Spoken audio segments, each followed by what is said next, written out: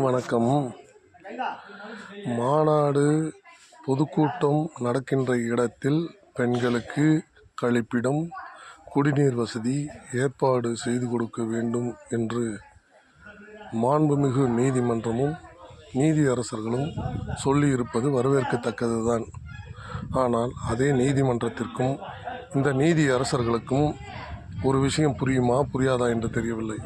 இன்றும் பல அரசு தனியார் பள்ளிகளில் பிள்ளைகள், வயதுக்கு வந்த பிள்ளைகளில் இருந்து சிறு பிள்ளைகள் வரை சிறுநீர் கழிப்பதற்கு அச்சப்பட்டு கொண்டு அவ்வளவு அசுத்தமாக இருப்பதினால் தண்ணீர் கூட அருந்துவதை நிறுத்தி, எங்கே தண்ணீர் அருந்தினால் நாம் சிறுநீர் கழிக்க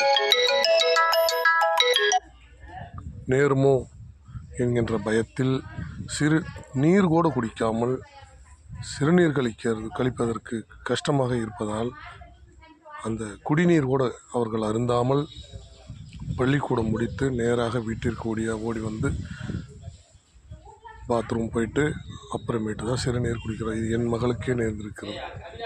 ஏன் இந்த மாண்புமிகு நீதிமன்றமும் இந்த நீதி அரசர்களுக்கும் இது தெரியாதா? ஏன் இதற்கெல்லாம் உத்தரவிட மாட்டேங்கிறாங்க? இது எந்த விதத்தில் நியாயம்? அரசியல்வாதிகளுக்கு உடனடியாக இதை சொல்லிவிட வேண்டுமா? என்ன நடக்கிறது என்று இவர்களுக்கெல்லாம் தெரியாதா? ஆமாம், ஒருவேளை தெரியாமல் கூட இருக்கலாம். ஏனென்றால் அவர்கள் ஏறினால் கார், இறங்கினால் வீடு, அவர்களுக்கு பொதுமக்களுடைய கஷ்டங்கள் புரிவதென்பது கொஞ்சம் சிரமம்தான். நான் ஓப்பனாகவே சொல்கிறேன், நீதி அரசர்களுக்கெல்லாம் நீதிமன்றங்களுக்கெல்லாம் மக்கள் படும் துயரம் அவ்வளவாக தெரியாது. ஆனால் அவர்களுக்கு தெரிந்ததை அவர்கள்